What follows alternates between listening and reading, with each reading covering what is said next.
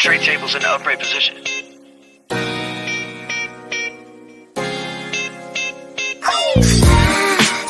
Make me fly. Watch me kiss the sky. Move around me. It is all in me. With you by my side, there's no way I can lose. See me fly. God's hand on my memory serve me. Energy from everything kinetically surging. Better never get another chance to be this young. Woke up to see this sun. New days, I'ma get me one. Been a long road coming, thinking God blessed every run. All the million little pieces we've become. Any bucket list, I'ma leave it done. All I need's a good cup of coffee, good plump in the concrete. Hooked up in Brooklyn, took a Nile Street. Bought every watch in his jacket, just so maybe I remember this time, everything that happened. Then I'm zipping in my friends a mask where the legal grass is. Just give me the sativa stash. It's been down, now it seems it's back. We got a beat from in, now we rolling down the street, just laughing so fly. Make me fly. Watch me kiss the sky. Then you move around me. It is all in me. With you by my side, there's no way I can lose. See me fly.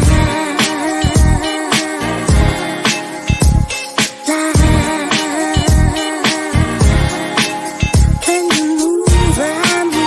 It is all in me. With you by my side, there's no way I can lose. See me fly. When I'm with you, my dear, I'm far away from here. Must be the magic. Must be the magic. I found you. Make me fly. That's right. Watch me kiss the sky. Then you move around me. It is all in me. With you by my side, there's no way I can lose. See me fly. Oh shit, about smooth, cause you reach new altitudes. Hanging on every word like a mountain view. When we bounce the cruise, fuck them all like I count on you. Like Bojack and Dyer, whole snap and try it. Pepper pots in the eye, man. Times get strange and the people keep lying. The truth is the truth, any state I reside in. I am. Make me fly. Watch me kiss the sky. Then you move around me. It is all in me. With you by my side, there's no way I can lose. See me fly. Ahora directamente desde West Hartford, Clockwise, el único, el más bravo, el duro, el que nunca nadie lo puede poner abajo porque él siempre tiene toda la lírica para todo el pueblo de West Hartford, para que lo sepan, papá.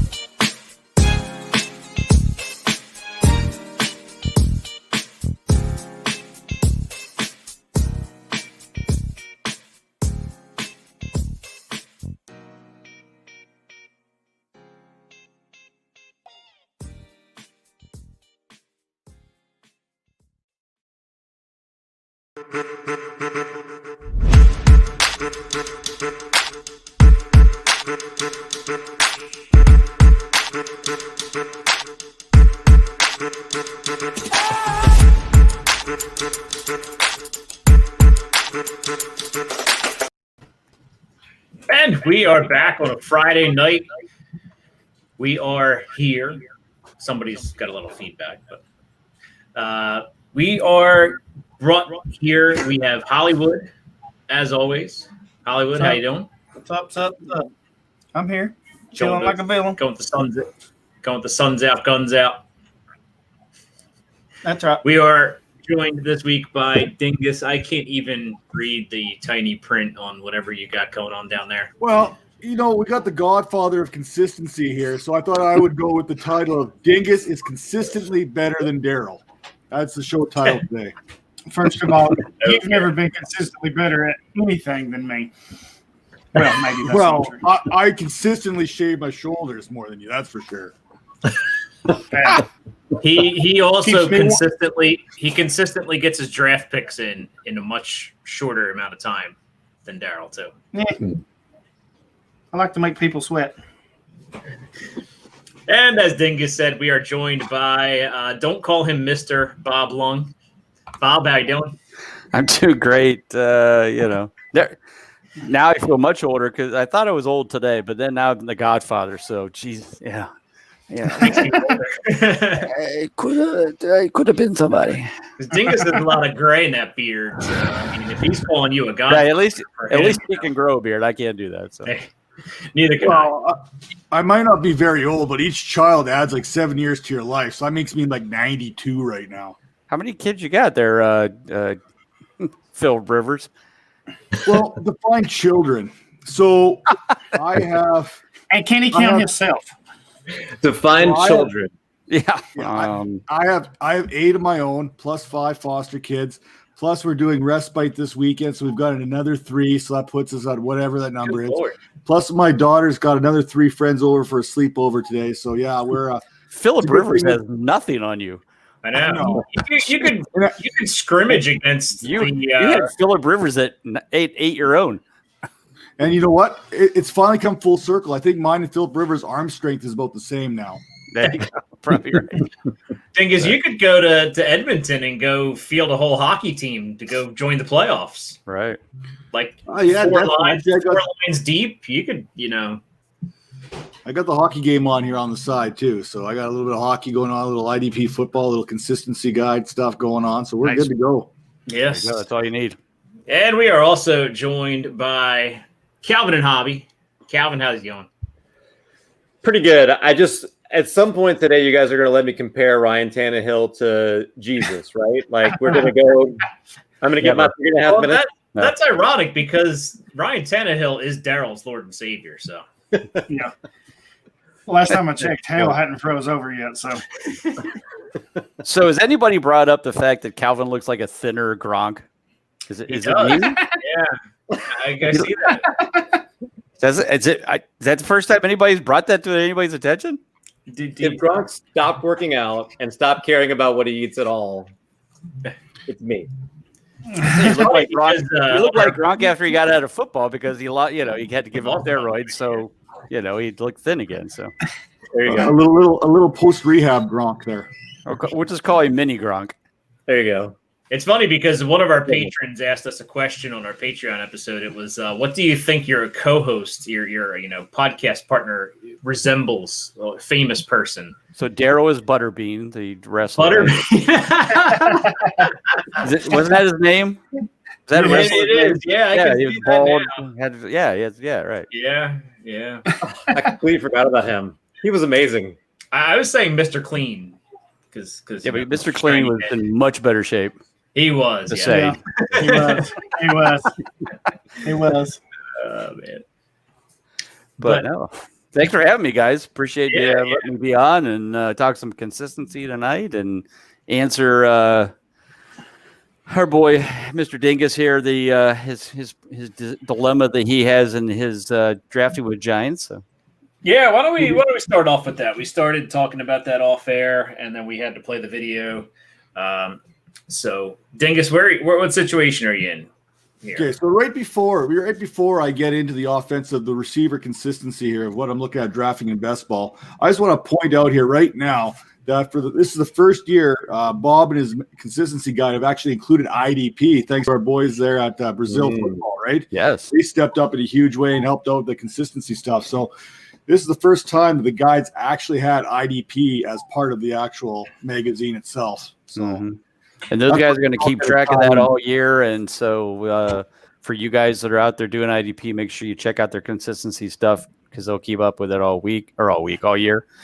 So, I was glad to have them be a part of it. I mean, we had talked about me doing it and, putting out have it out there as a tool like we do for the other positions, but just didn't have the time nor money to put into that. And all of a sudden they came up and said, hey, look, we already created them. I'm like, okay, good. Let's put that in the guide. Fantastic. So, and I'd give them a shout out, but I cannot pronounce either one of their names. Yeah. It's like Rui, Mauricio, and I think it's Keo Ribeiro, something like that, or Chao Ribeiro. I wouldn't say it's Chao because that'd be Italian, but yeah, I'm sure I'm butchering it just as badly as anybody else's, but yeah, shout out to those two guys. And, they've done an amazing job down there and it's been cool.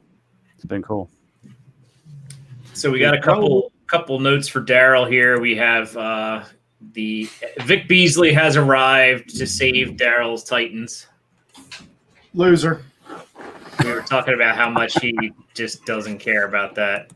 And Zach's wondering all the glare from your screen if you could put a hat on. But No, I'm actually glad he's not wearing a hat, because I was chiming in the chat room here last week, and he's wearing like a blue shirt with a blue hat. He looked like a Smurf's penis there, so it was hard to really figure out what was going on. yeah, I must have missed that one. I don't know. It's hard to keep track of all these things when you get a few people rolling with questions and we start talking. It's kind of hard to keep up. But it's been a pretty miserable day on Twitter land, so we're hoping to bring some joy to people, because otherwise it was pretty bad all around day. It's been a rough day. The news about Darius Geis broke an hour and a half ago, and he's already been released by the Washington football team. So I saw somebody, and I don't mean to joke, but they said it took a day to cut Geis loose, and it took 2 years to discipline any of the front office people. So, and it's still not. Yeah. And Adrian Peterson's still the running back. So there we go. Yeah. Yeah. Well, you know what?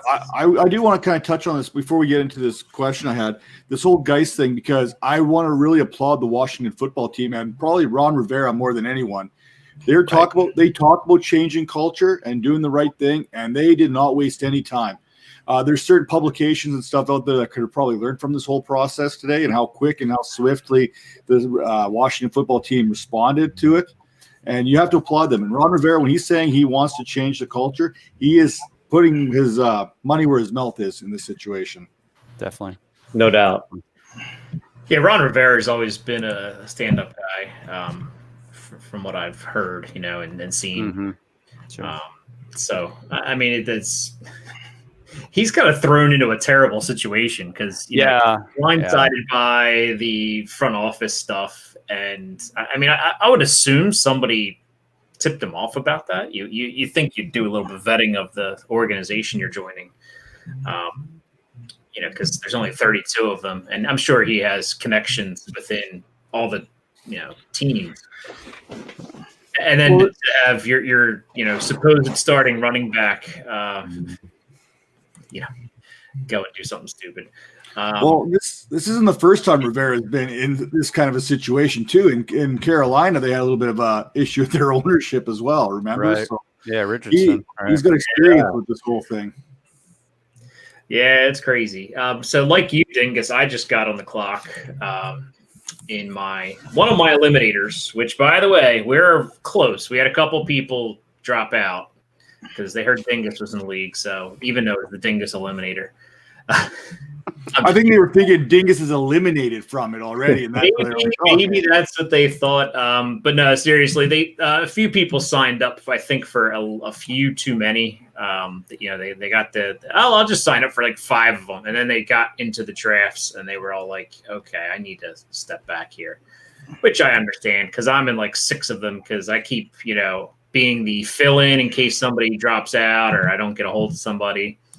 So I ended up in like all of them except for one, and that's Joey the Tooths, which is running smoothly from what I can see, because I barely have had any contact. So Darrell's looks like it's full, pending anybody dropping out.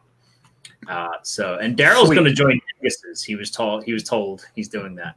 That being said, I may have a spot or 2 available. Let me take a look at my list real quick here. It's looking like 2-3 spots that might need to be replaced for Dingus's. So if anybody wants to jump in there, they are $10. It goes to charity, most of it. If you win, you can decide to donate it to charity, or you can get the money. I don't mind paying out. Giving it to charity is what the point of these things are. But if you win, you can decide what you do with your money. You can take the money and put it to your charity of your choice if you'd like. But again, you don't have to. Bring it, Sean. Bring it. I welcome you. There you go. Sean said, "Throw me in. I got paid today." I think he was joining Darrell's as well. I know. He wanted a piece of Darrell. He was talking trash about him last week. Yeah, it's Bring it it's on. good because we invite people to talk trash to Darrell because That's right. I encourage it. I encourage it because it makes it so much sweeter when I beat that ass. yeah. So Sean, we'll get you hooked up there tomorrow probably because by the time this show's over tonight, I pretty much go right to bed. I got to work. I have to work Saturday mornings. It sucks. Ooh, that hurts. Yeah, my part-time job that I shouldn't really work anymore, but I do. I get it. Let's see. There you go. Nate's going to jump in, so we should be pretty full and actually get the draft. See, the one thing is I'm up against the deadline because I leave for vacation on Tuesday. So Can't draft on your phone? well, no, I can't draft, but I'm not taking my computer with me. So Can't do it on your phone? well, no, but getting like the payments and stuff set up and the fantasy league stuff set up. So I need to get these things started by Monday at the latest. So hopefully everybody pays for Darrell's quickly, and we can get that. So nice. Warren is in the Dingus one. If we need another one from the outer edge to join Hollywood, let me know. I love that people in the chat just troll Darrell to no end. It's great. We got Calvin coming on hot with the Tannehill takes. We got Sean See, this is why I have no friends. Zach talking about his hat not being on, and Warren just throwing casually into the conversation about an edge. Well, we're just getting this all out on the open right now. Are you queued up over there, Dan? Yeah, I was getting there. I was looking at your eliminator, so I don't multitask very well. So yeah, it's looking pretty ugly. Now this is a 1 QB boring eliminator. You know, I call it boring because there's no defense. It's just straight offense. My team so far, I'm looking at. I loaded up. My quarterbacks are terrible. I'll just tell you. Actually, my quarterbacks are the Miami duo of Tua and Ryan Fitzpatrick. And I made sure I got both of them, so I at least had one quarterback. Week 11, I'm probably going to be eliminated because I have the Miami guys. I have Breda on my team as well, and Saquon Barkley, along with Stephon Diggs, all by week 11. So I didn't strategize that very well. But the rest of my team, I got Gurley, I got Amari Cooper, Will Fuller, Mecole Hardman, Cortland Sutton, and TJ Hawkinson. And my best ball strategy is to go for broke. So I don't really, like Mecole Hardman and Will Fuller, those guys can win you weeks. And those are the guys I kind of look for in best ball. I basically ignore Bob's consistency guide in best ball. I was just say, are you even reading this thing? Well, in best ball, I take a little bit more risk because these are for charity anyway. So I take the risky, sure. I mean, players that I don't expect. You're just donating money. Just donate money. Why waste the draft? Well, Saquon Barkley will be pretty solid. Wow, like yeah. I said, week 11, I'm kind of under the gun. So what I'll do later on here is I'll supplement with some steady guys that people hate, the boring guys that people hate to draft. Oh, all the guys that I draft. Okay. Yeah. Right. So looking at the list here, it's kind of ugly. It's a 17 team, so it gets out of control. Yeah, that can get real ugly. Because one a week, week 16, the final showdown happens. I might actually let me see what trash quarterbacks are available. None, really. No. Well, you already drafted Tua and Fitzpatrick. Do you need more? Do you need more trash than that? That's great. I could take Jalen Hurts on the I bet Trubisky's available. Grab him. He is not actually. No? That's how. Wow. God. This is one QB, so I figured I could wait on QB forever. 17 teams and Trubisky still gets picked? Yeah.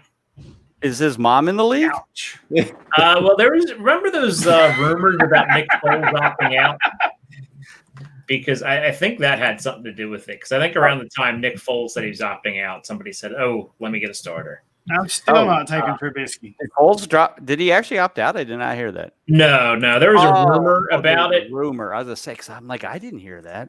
and it wasn't ever confirmed, and he never did opt out. So Okay. So wideout, I'm looking at. I could really take a chance and take Antonio Brown for if I make it 8 weeks, but I doubt I'm doing that. D.D. Westbrook, Cole Beasley, Corey Davis. There you go. Cole Beasley. Yeah, I think that might be here. Remember 34 last year, and no 34 in consistency, 32nd in total points. We'll go with Cole. I'll take Bob's advice, even though the rest of my team is anti-Bob. I always do that. Cole gets you through week 11. You can thank me. There you go. When Cole Beasley. Honestly, I mean, I have Diggs on there too. There you go. Yeah. Week 11 too. Oh, geez. I was say, wait a minute, maybe with Beasley. Get it out of the way. Yeah. Oops. All right. Well, sorry about that. Like I said, it's all for charity, and it's what it's. I kind of again, this was one of those I jumped in because Right. somebody backed out. So Now, is this something you're running, or is this the John Bosch one? a couple years ago, John Bosch and Peter Gent helped me set one up. Oh, okay. I Fantasy Cares is a great charity, but I want to start for Autism Speaks. Oh, and nice. Okay. So they helped me set it up, and then last year I did 3 of them, and then this year I'm doing 7 of them. So I've kind of tried to step up my game every year. I don't think I can run more than 7 next year, though. No, because it's been a long summer of trying to get people signed up and getting everything started. But it's been once it's set up and started drafting, the work's pretty much done. right. Yeah, sure. MFL does everything else for you, Right. which is nice. Tannehill is greater than Mariota. Yes. Yeah, Thank right you, now, Captain yes. Obvious. Thank you, Captain Obvious. I didn't read it, but I looked at some of the pictures. I had a busy day today. We're having a party for my sons on Sunday. So What happened to Matt? What happened to Dingus there? Did he? Dingus had to go run the Zamboni for the hockey team. Got it. Very nice. He may have I say I was waiting for it. We never did talk about his dilemma with Debo. He'll Samuel. be back. Debo. Yeah. Yeah, It's funny because I just looked at my drafting with Giants, and I did draft Debo Samuel as my 4th receiver in round 9. So that's what I was going to tell him was, I done it already. So it made a lot of sense, especially when you have to decide against him or Mike Williams, or I don't remember who the other one was. It's like, I mean, what you're going to get with Samuel's healthy. Mike Williams, you might get 3 games. I mean, 4 games maybe worth of crap. So, there he's back. We were just discussing your dilemma. So I was telling these guys, I actually drafted Debo Samuel as my 4th receiver in drafting with Giants in round 9. So obviously, my choice. Yeah, we're in round 10 right now, so I think that's good value. Oh, absolutely. Yeah.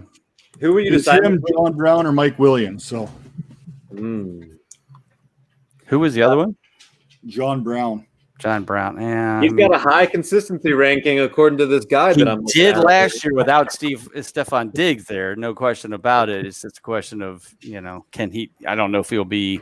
My thought is he'll resort back to the 50%, 55% he used to be in the past. But you never know. I mean, certainly with a love affair there between Josh Allen and him. Yeah. It's going to be curious. That Buffalo offense is one of the more interesting pieces because they went out and got Stephon Diggs. Obviously, they want to pass a little more, but they also got Zach Moss in the draft. Not anything slighting the ageless man known as Frank Gore, but hey Nate, how's it going? Hey, Nate. What's going on, guys? Not much. How about you? Oh, not just finishing up my first redraft of the season. What's redraft? Hey. Which team defense did you draft? Team defenses. It looks like I got mostly Tampa Bay. Team defense. Now, our friend Alex has a nice shirt that he's propping up that says F Team Defense on it. Hashtag F Team Defense. Nice. So, because IDP is the way to go. There you go. Right. But I know redraft a lot of times people don't want to get involved in drafting a full defense. So I don't know if I've played in a league with team defense in a couple years. So. I have a dynasty league that still has team defense, and somebody this year was like, "Can we get rid of this and just I don't know, start an extra flex or do IDP, one or the other?" Because it's such a waste of a roster spot, and yeah. It's just, I still got one of those DST/kicker leagues too. I'm working with. I got one left. Exactly. Well, and we got that other one. I guess I got 2 kickers now because we've got that nice 32 team league there. The World War II one there. Yeah, I might get the draft sometime this century. And nice. And the best part of it all, my kicker has COVID, so we're doing pretty good. He'll be fine. He's out This 2 weeks. is another month away. He's out I've 2 got weeks. 2 kickers in that league, so if you want to trade, What the hell did you take 2 kickers for? for 32 this teams. situation right here. I'll just go with a punter. How about that? On the off chance that the place kicker gets hurt, the punter can fill in. Well, I got one guy, Michael Pierce, that's a COVID holdout. So, Bob, do you have kickers in your rankings here? I do not. There's no consistency in kickers. I was going to try and set up, do that report that I do for the regular positions and put kickers into it, just data wise, just to see how it would flush out. But I think we'd all probably just laugh at it, because it's so difficult. Just take Matt Prater every year. Yeah, I was always one of those guys who would just draft the top kicker, like Gostkowski or whoever, like 2 rounds earlier than you're supposed to. I didn't care. I'm like, you know what? I'm going to have the best kicker. It's round 14 or whatever. It's like, who cares? People are like, oh, I can't believe you didn't wait. You wasted your round 14 pick. Did I? I mean, I could have had my 6th wide receiver that may or may never start, or I could have a guy that's going to score 140 points. Okay, I'll go with that guy. So. Yeah, I mean, when you're past round 10, just take whoever you want. We're in 32 team leagues. I'm in like 3 of them. They're 32 team single copy. So, wow. We're grasping at straws in every one of those leagues. Round 50, you're like just trying to find somebody that's going to be on a roster, let alone playing time. So that 55 round thing that I just did with you guys, holy cow. That was a lot of fun. Our listener league. Wow. We broke down the other half of the league on the IDP Nation show the other day. So I think we covered your team was in there too. How bad was it? It was horrible, Bob. It was horrible. What's the winning team look like? If I'd have had your damn people's guides a month ago and that thing started, I'd done a hell of a lot better off. Yeah. I think your team wasn't was pretty actually pretty good, I think. Yeah, I said you probably used your own guide to. Well, for the offense, I did, and then I used some friends in the industry for the IDP side. And went like, guys, which of these linebackers do I take? They're like, oh, you got to take him. I'm like, okay, sure, that's fine, I'll take him. So early on, after a while, I just like taking anybody that had a roster spot. Yeah, you have your strategy was take 2 QBs early and then fade completely. Although Nick Mullins, if he ever gets a chance, there you go. Dynasty. Figure Garoppolo has a good chance of getting hurt. You have the man who benefited maybe the most from the news today. Adrian Peterson won't die on your team. So I'm sure I just took him like, oh wow, he's a body. You took him in round 21. Yeah. So, and guys will get hurt. So that was what I was going with, not guys will not be women around. You have 1 million wide receivers. I always do that in those kind of league. 1 million tight ends too. So you have about 4 that could. You have two, you have Ertz and Henry, and then Right. you have other guys that could, like Croft could be decent in Buffalo. Brate. Yeah. I like Brate- Cameron Brate as a player, but like, where does he like? Are they going to run 3 tight end sets? Well, here's the way I look at it. Gronk will hurt his back by week 4. Yeah. You'll fall off a bar somewhere, or get COVID and chlamydia at the same time. And so then he'll be out. OJ Howard, Bruce Arians hates OJ Howard. So then Brate slides in and becomes Brady's favorite for the rest of the year. I'm calling it right now. Just record this, put it on Twitter. It'll be on YouTube. Cameron Brate will score more fantasy points than Gronk and OJ Howard this year. Not combined. Just I wouldn't be surprised. I wanted to see Njoku and Howard freed from their jails because, I mean, it seems like the teams don't want them there. Why are they keeping them going? I don't know. Right. So here's who I am signing. I am going to sign. Warren says kicker is important. I'm going to sign Kyle B as my kicker. He is going to be my kicker in the World War League. Backup kicker in high school. Well, I bet the chicks were all over him. I'm going to start Tony Danza, the garbage kicking field goal guy. The field goal kicking garbage man. Tony Danza. I'm going to sign him. Danza. From team offense. Going back to our team defense conversation, team offense is going to be an option. We'll just draft the whole offense and forget about. That's for the really lazy people. Well, that's the joke that we kind of always poke at, like people that have only ever played in offense-only leagues. I'm like, okay, so we'll just draft the full defense and then pick a team offense. And they look at it and they're like, well, that's stupid. And I'm like, exactly. Right. So, Joey the Tooth checking in here. Joey's going to bed. He's on daddy duty. So, good Lord, Grandpa, you're worse than Dan. Well, come on, Joey. One kid, really? One kid, really? My goodness. If he has 2, he'll be going to bed by noon if he has 2. If I had one kid, the kid would be loose in the house somewhere. I wouldn't find him. You need the other 11 to round them all up, right? Yeah, really. Oh man. So taking a look at some of the COVID holdouts, Bob had 1. It looks like Melvin, your corner. We talked about Michael Pierce. We talked about a couple of the other guys on our IDP Nation show, and even last week we talked a little bit about Dante Hightower and Patrick Chung. They kind of opted out way early. Darrell was saying when we recorded on Wednesday that he expected a windfall of guys opting out, and that didn't really happen on Thursday. I thought we would. I think the problem is most of the guys are already at camp.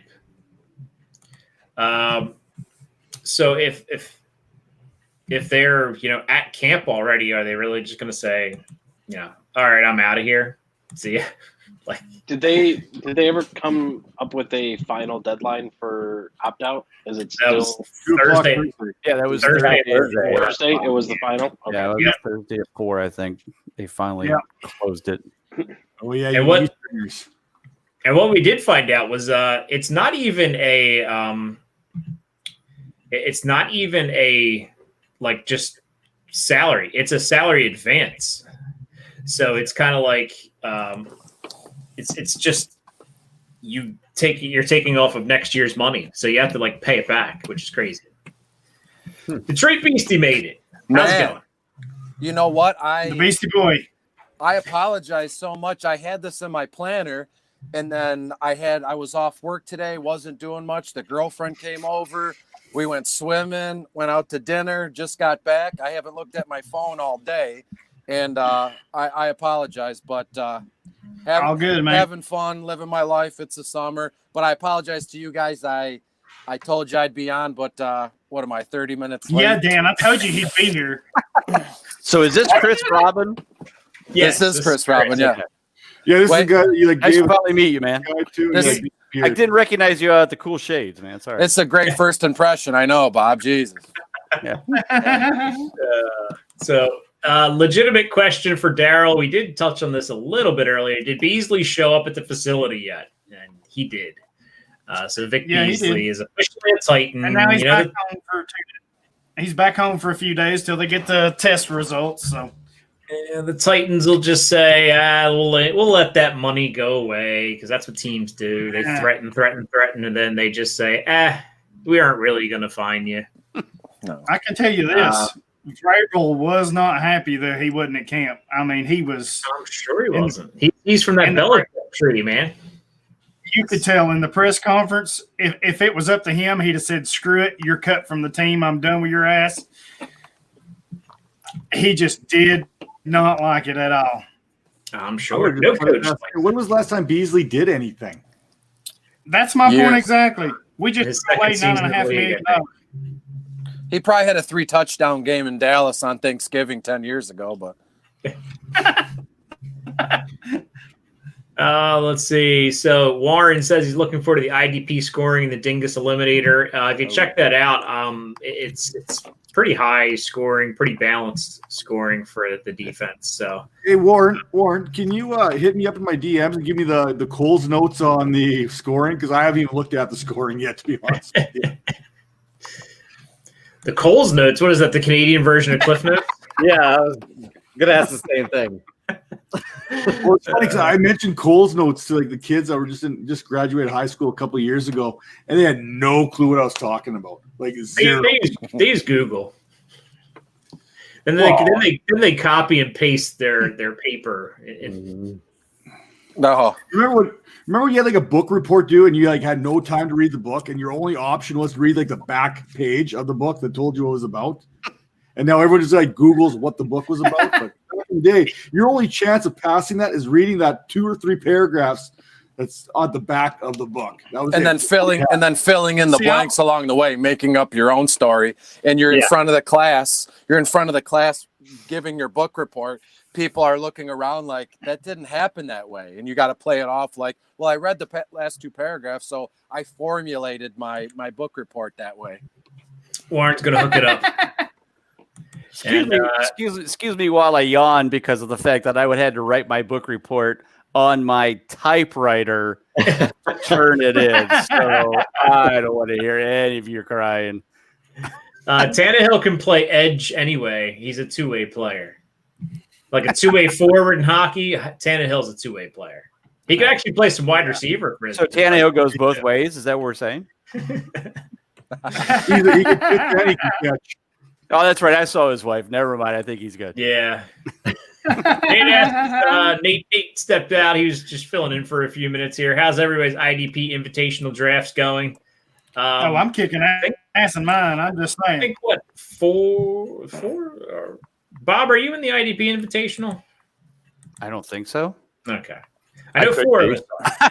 In so many drafts, I'm like, I don't know. So Hollywood. I don't think so, though. Hollywood just drafted at 1405. He took Jesse Bates, Cincinnati safety, and then Lloyd de Guzman. He's a fan. He drafted Adrian Peterson, and then I just drafted 2 seconds ago while I just hopped on. I drafted Keyshawn Vaughn right there. I mean, it was kind of a best available thing. I love how my roster's shaping up. I got some legit IDP studs mixed in with a lot of rookie talent like Swift. I think I have Jerry Jeudy, things of that nature. The only thing I messed up with, Hollywood, and I always do this in Superflex leagues, I never draft a quarterback. I think my first quarterback I took was in the 12th or 13th round. I have Tua Tagovailoa as my quarterback, and then there is no quarterbacks left, so I'm going to have to fill my Superflex spots with I got lucky. Jerry I didn't take Jeudy, no maybe. quarterbacks either. I had no quarterbacks, right? Yeah, it's redraft. That reminds me of that dodgeball clip. It's an interesting strategy, Cotton. Let's see if it pays off. Yeah, right. Yeah. It was funny. Plays off. I think I made a tweet a couple days ago. It's been a few days ago. The black division had drafted more IDPs as a whole than the rest of the entire IDP Invitational League. Great. Good for you guys. We're- We'll end up with the you're not same amount wrong. at the end. In my part of that invitational, I don't even know if guys realize it was super flex or tight end premium, because I'm sitting Right. here and I went tight end early. I think I got the 11th spot, and I went Ertz, and I followed up with Andrews in the 3rd and 4th. So I had those are my first two. Like I was like, okay, you guys are gonna leave me tight ends, I'll take them. Then I got my quarterbacks all figured out. I can't remember who they were, like Stafford and someone else. But now I'm hitting the IDPs when everyone else is picking those running back 3s, running back 4s, and I'm sitting at the edge. Oh man, I can't remember who it was. It was Jordan Cameron, and I took Josh Allen as my edge guys with DeForest Buckner as my defensive tackle. Yeah, I don't know. I haven't drafted a tight end yet, and I only have one quarterback. But I got a ton of young talent, like a lot of rookies. It's redraft. I'm trying to have fun, but I know Hollywood, you're in the same league as me. But I'd be hard pressed for me not to draft IDP. My next 10 picks. Like I'm really going to get in there now. Yeah, I am. Cool. Actually, I may be on the clock here. No, I got a little ways to go. I went with. I knew it was tight end premium. I went with Watson. I had the 11th pick, so I was picking late in the first. I got Watson and Kelsey on my first turn.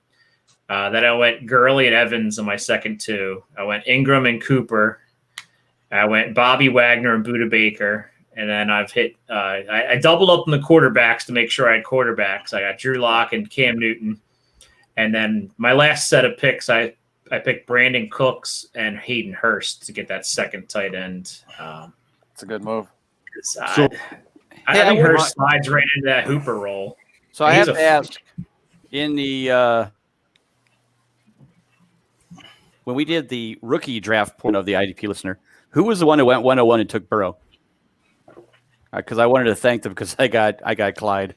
That was so it wasn't me. Valerian Titans, whoever that is. I don't Oh, right, yeah. I was so the- happy because I was like, he's probably going to take Clyde because he should. And that was before I think Damian opted out. So I just wanted to have Clyde as an extra running back. So. Well, I think with that, a lot of times in Superflex, and if he didn't draft a heavy, like he was the 14th pick, if he didn't draft heavy quarterback, he probably knew he had the first pick. So he's probably like, I can get a quarterback here. So yeah.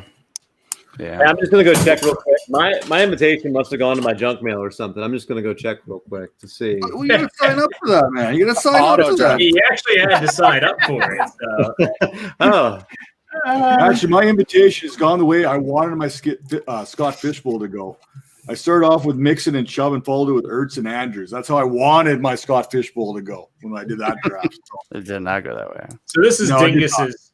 This is Dingus's eliminator. IDP scoring setups favor linebacker, defensive end, and safety. Going to have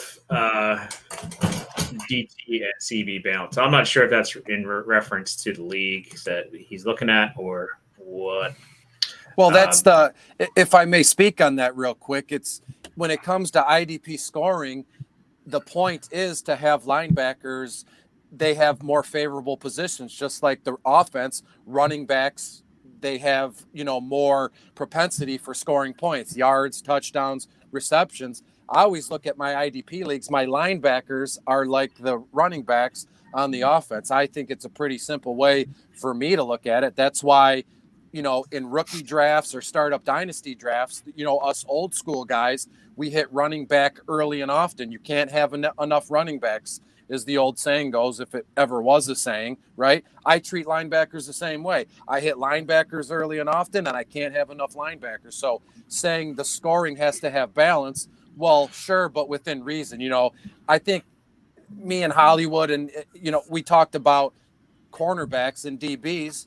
You probably don't want to draft a ton of them, especially if they're shut down cornerbacks, because they don't see enough action, where linebackers, they're in every play. Pass defenses, interceptions, fumble recoveries, all that jazz. So absolutely the scoring should favor linebackers in an IDP league.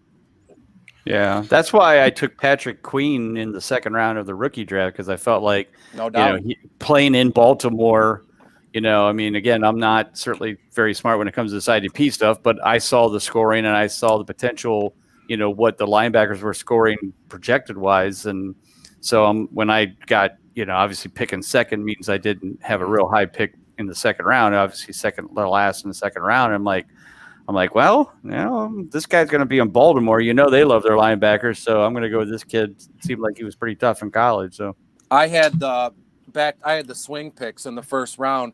So I had 112 and 201. I drafted Chase Young and Patrick Queen right there, and I didn't even think twice. Oh, yeah, definitely. Yeah. Nice.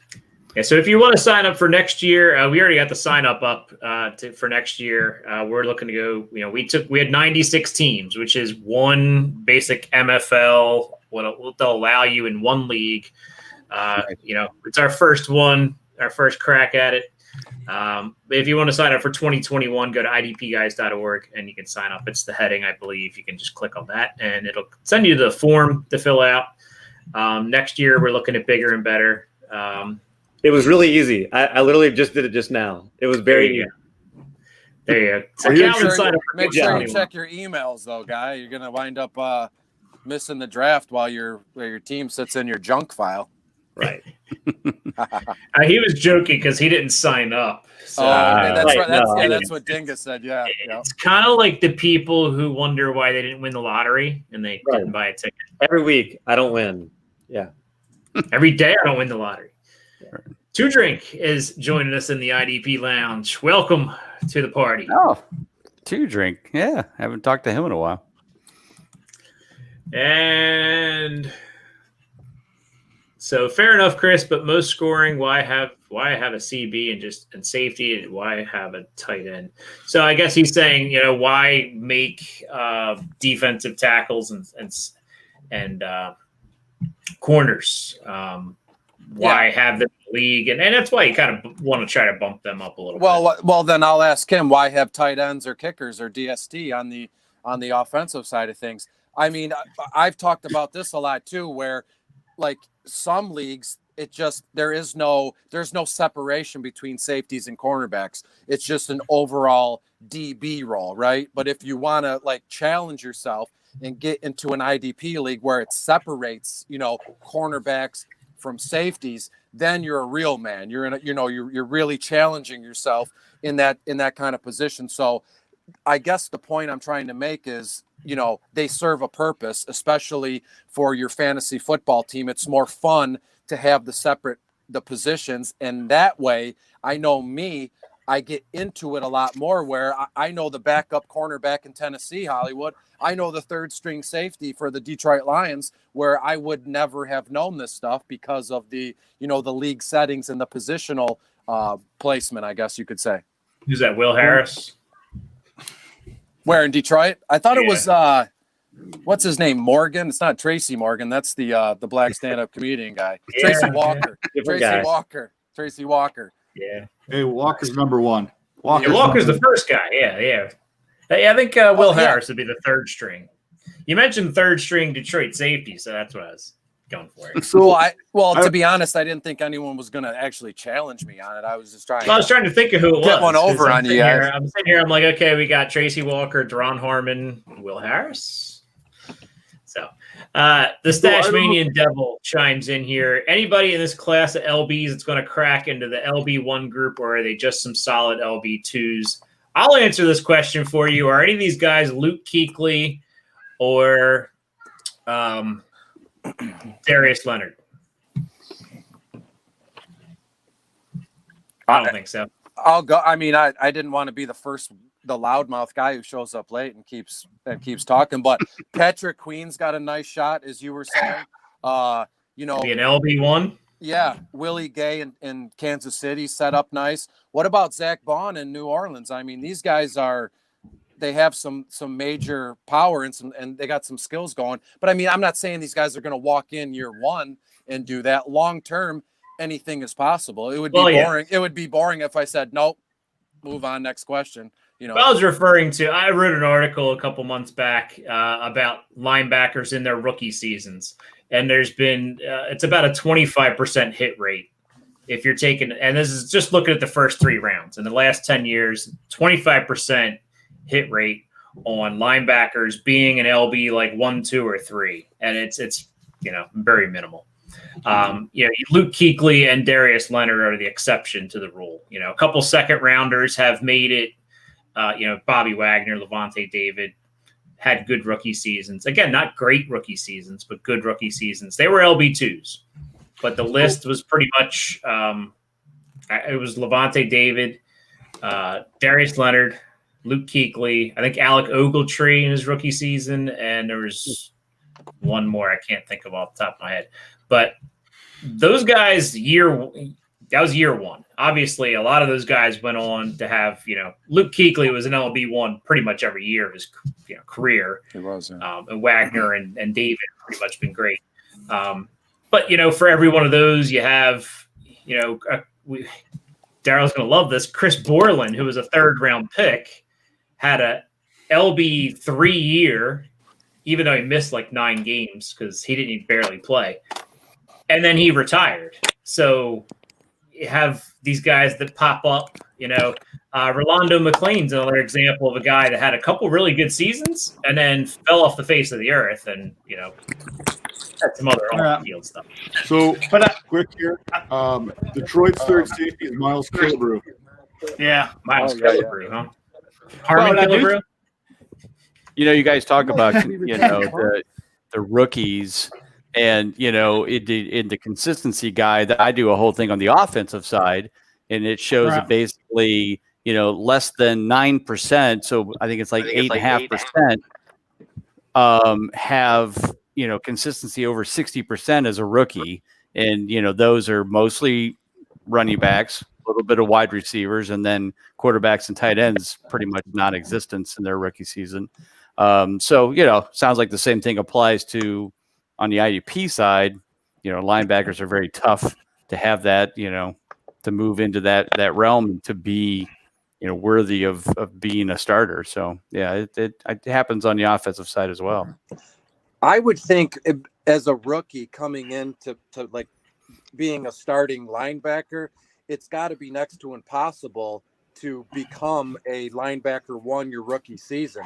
I mean, obviously, I've never played professional football as a linebacker, but just, at the next level, all of the, the coverages and the schemes and the movement where you have to be at the right time, it almost, to me, I would be overwhelmed and it would seem like it's too much. So I fully agree. Right.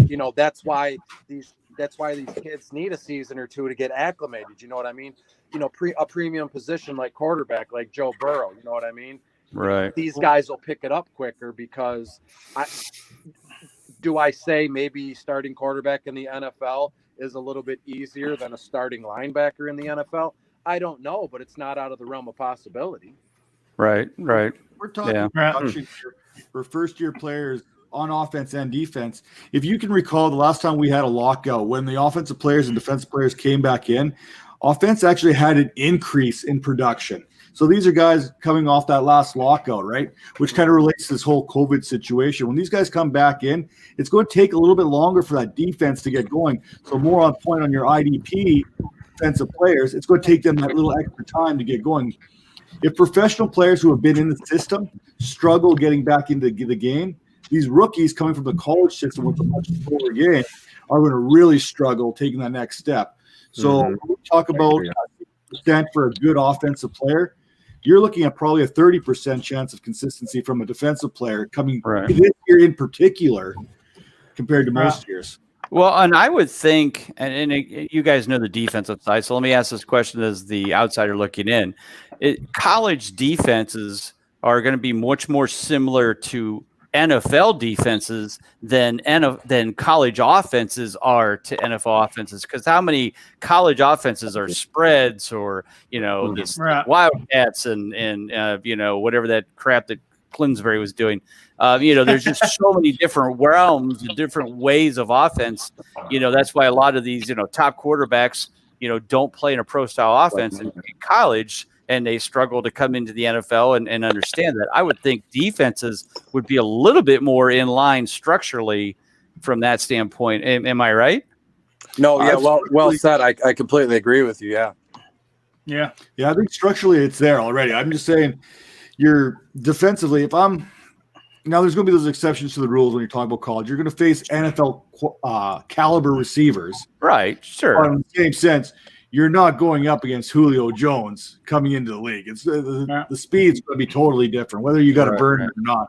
So you're as a defensive player, you're already one step behind. Even though a 4-3 defense is a 4-3 defense, a 3-4 is a 3-4. It doesn't basically change too much from that.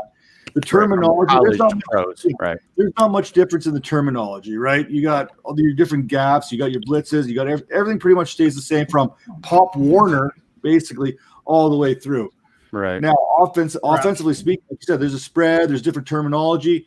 The way Spider Tube Banana gets called is going to be a different place somewhere else. You know what I mean? So Right. that's always going to be a variable in which the playbook's going to be a lot thicker for the offense. Right. But I think offensive coordinators put their players in a better position to succeed now than maybe they did 10 years ago. So I think that lockout, when we're looking at this season especially, we got to look back to that lockout and see how things went from there and how the players adjusted. And like I said, coming out of that lockout, offensive production was actually up, which I would have thought it would have been the other way around. As a player in high school, I thought it was easier for the defense to gel coming into things. I always thought it was easier as a defensive player to get into my rhythm than offense because, yes, I went both ways in high school. But we always thought that about you, but that's fine. Yeah, I know. It's harder to get the timing down, especially in the Canadian football league, right? So when I played in the Canadian football league, it was the slot receiver always in motion. You can do all the kind of weird motions. You can run at the line of scrimmage. So it was all about getting the timing and getting that all down. So it was harder for an offensive player to get into that rhythm as opposed to a defensive player. Basically, defense, you could plug and play. But we seen coming out of that lockout, it was a harder adjustment for a defensive player to get up to game speed. Well, I was on the golf team and the chess team, so I really don't understand any of it. So real quick, just to go back to the question, Vander Esch Roquan Smith was an LB2. I mean, it depends on your scoring greatly, but I looked up my article here. The LB1s in their rookie season since 2010, Luke Kuechly, Alec Ogletree, CJ Mosley, Tremaine Edmonds, Vander Esch, Bobby Wagner, Levante David, Deion Jones, and Darius Leonard. 3 of those guys were 2 years ago, which is why I think we have a lot of recency bias, kind of like how everybody after that Mike Evans, rookies, and Odell, I think all came out in that one draft class. Everybody thought, oh, wide receiver classes are going to be booming rookie season all the time now. It kind of spoiled us and made us think that that's going to happen all the time. Yeah, interesting thing. If you look at the guide and you look at the wide receivers, if you look at the running backs who earned over 60% in their first year versus the wide receivers that earned over 60% in their first year, every one of the wide receivers have continued on with their consistency and have been top pros. It's guys like AJ Green, Julio Jones, Odell Beckham, all those kind of guys. But running backs are all over the place. You've got everybody from Zeke and Barkley to Trent Richardson and Eddie Lacy. So, it doesn't always work out long term, but wide receivers, every single one of those guys. And now you've got Metcalf and A.J. Brown, who were over 60% last year, looking like they'll continue to be solid studs consistently at wide receiver going forward. So, little interesting twist on the consistency on those 2 positions and how, one position seems to continue forward with consistency. The other one, not so much. Bob, and to answer the question, I think you look at Patrick Queen and Logan Wilson just due to their pure volume of reps and what they're going to do for their defense. I'm telling you, he's going to be a starter. You can shake your head and laugh all you want. Oh, get the fuck out of here. You know who he is. You're just being a pain in the ass. I know who he is. He's not going to be an LB1. I didn't say he would be. I said he has a good chance to be due to the volume that he's going to receive. Cincinnati is not a good team. He's going to be on the field a lot. He's going to get a lot of reps. Well, to answer Sean's question, Patrick Willis was drafted before 2010, so he was not part of my study. But yes, he was an LB1. I think Darius Leonard's the only one that's eclipsed his rookie tackle mark. All right. Darius Leonard is a freak of nature. He's in his own class. He's a beast. He's the maniac. So Yeah. All right. Calvin had a question for me. Well, I was curious when you said 60%. I was curious. Are you talking about your clutch ranking from your guide? Okay. Yeah. If you go in the guide, there's an actual article called "Rookies versus Consistency," and it tells you, what the percentages have been, but also the guys who did earn 60%, and then you can kind of see, like I said, the difference between how, the number of running backs even though it's higher than wide receivers, not all of them continued with their consistency versus the wide receivers who all have so far. So Warren's dates arrived. Later, Warren. Warren's out of here. Tutor has a question about rookie DBs I should target to help me this year. I think the consensus is Jeremy Chin. No. No? Who's going to be better than Jeremy I love Chin? him. It's Kyle Duggar. Patrick Chung is gone.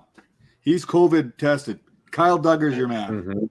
Well, he Kyle COVID Duggar, opted out. He did not test positive. He opted out of. He opted out. So there is a spot, and Kyle Duggar is a Swiss Army knife, much like Jeremy Chin. Now, I was high on both these guys in the rookie draft. These are guys I was on back in September, preaching to everybody that would ever listen to me. And also they got going. But, Kyle Duggar is still my guy. He's a freak of nature. He plays the run. Jeremy Chin does it as well. So I'm not going to argue which one to take. I personally like Duggar a little bit more. But another guy I love, and Darrell, you can attest to this guy. If you're looking for a sneaky guy late in your rookie drafts for a DB, Amick Robertson for the Raiders is a guy to target. Yes, absolutely. Playing that slot in Oakland, the dude is a dog. He will put his nose in. He is. Some of these comments, he ain't scared of nobody. I mean, he will get right in there and get dirty. Homer. Oh no, man! You gotta watch his. You watch his tape. There's no Homer. When the Raiders drafted him, I don't get too excited. If you can watch, we were doing a draft special with the IDP guys. I think it was actually, and I was sitting there. I watched the Raiders draft. I watched the Raiders draft Henry Ruggs, and I kind of went, Yes, we watched you. I hate the word tilt, but basically that's tilt. Yeah, no, it wasn't White bathrobe. Listen. So, but when Brian Edwards and when Robertson got drafted, I jumped up. Robertson is one of the guys I absolutely loved.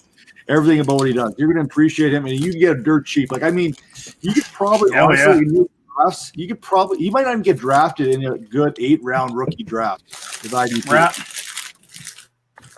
Wow. Yeah, in my rookie draft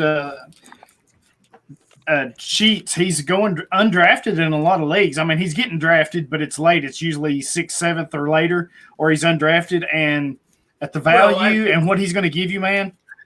I think, hold on, because a lot of these drafts were done April, May, June.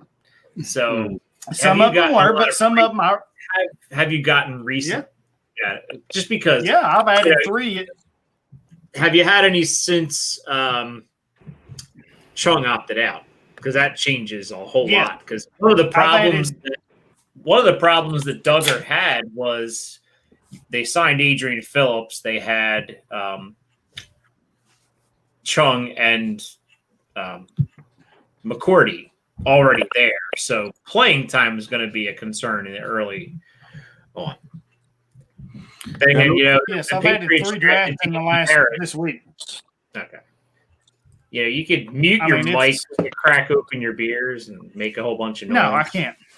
And then if you're looking for dynasty purposes, if you're looking for another safety for dynasty purposes that you're getting much later in drafts, in their 32-team league again, I got him 324, and that's Terrell Burgess for the Rams.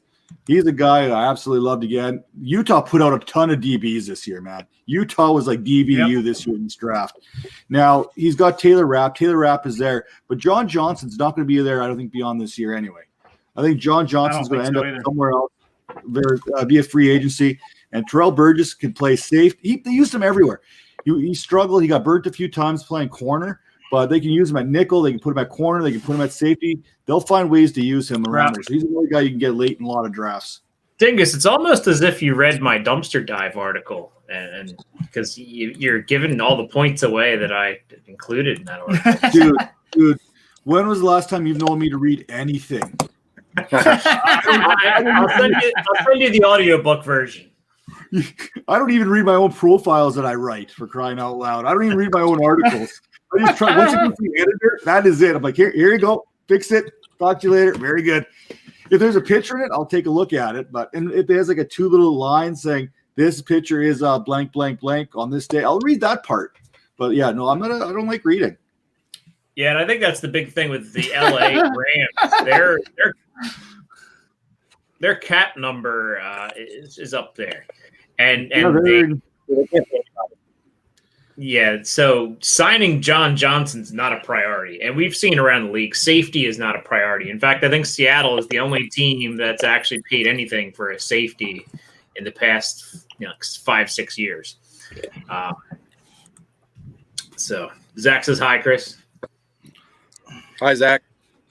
I got two DBs real quick, and I know when in an IDP league, everyone here knows this, but I play in, hopefully you guys do, where they're separate. Safeties are separate from cornerbacks, so you have to, draft or add cornerbacks. And there's 2 rookie guys, and again, this isn't like news or hard-hitting analysis. I love Jeff Gladney, from Minnesota, from TCU. He's going to slot right in there, and Minnesota is always known for having those ball hawking safeties, DBs that are always around the ball, and even AJ Terrell in Atlanta. Again, these were high draft picks, first, second round guys, so they're not that big of a secret. But if you need a cornerback, I added both guys up when waivers cleared on Wednesday, 3 days after my actual draft. So it was. And Chris, you make a good point there with those guys, because if you're playing IDP and if one of these rookies can make that number 1 or number 2 corner spot on their team, opposing quarterbacks are going to look to pick at those guys. So they are going to see the ball in their direction. Right. And IDP is about scoring. It's not about having a good corner. It's about having a crappy corner that gets picked on. Right? So rookies fit that bill to a T. And if you can find a rookie who's going to start right away, that's your man. And Gladney and Terrell look to be starting right out of the gate. And that's very well said. Good point.